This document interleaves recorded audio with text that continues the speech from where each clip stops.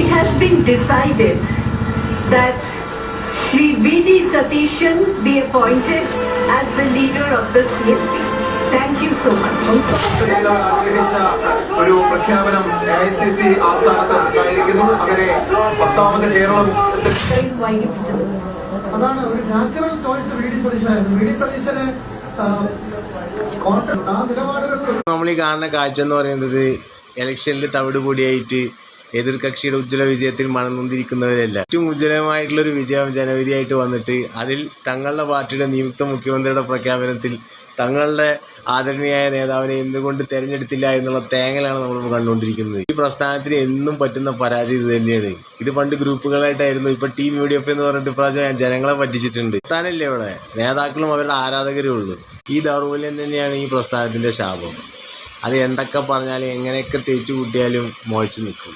നന്ദി, നമസ്കാരം.